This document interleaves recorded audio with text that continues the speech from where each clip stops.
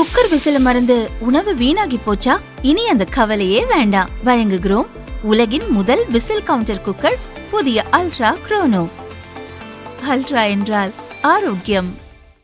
அகில இந்திய காங்கிரஸ் தலைவர் மல்லிகார்ஜுன கார்கே பதவிக்காலம் வரும் அக்டோபரில் முடிகிறது.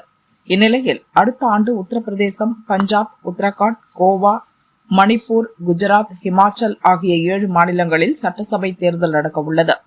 வயது முதிர்வால் சிரமப்படும் கார்கே தலைமையில் 7 மாநில தேர்தலை சந்திக்க கட்சியின் தேசிய நிர்வாகிகள் விரும்பவில்லை. அவர் தலைமையில் தேர்தலை சந்திப்பதாக இருந்தால் பதவிக்காலம் இன்னும் ஓராண்டு நீட்டிக்கப்பட வேண்டும். ஆனால் அதை மேலிடம் விரும்பவில்லை. எனவே ராஜஸ்தான் முன்னாள் முதல்வர் அசோக் கெலாட், கர்நாடக முன்னாள் முதல்வர் சித்தராமையா, முன்னாள் மத்திய அமைச்சர் சிதம்பரம் ஆகியோரில் ஒருவரை இடைக்கால தலைவராக நியமிக்க டெல்லி தலைமை திட்டமிட்டுள்ளது. இதில் அசோக் கெலாட்டுக்கு வாய்ப்பு அதிகம் என கூறப்படுகிறது.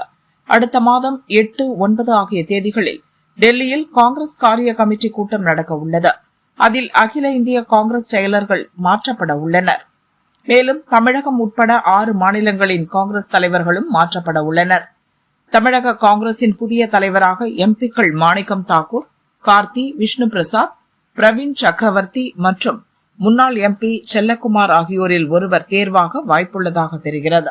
தமிழகத்தைச் சேர்ந்த முன்னாள் மத்திய அமைச்சர் ஒருவருக்கு அகில இந்திய காங்கிரஸ் பொதுச் செயலர் பதவி வழங்கப்பட உள்ளது.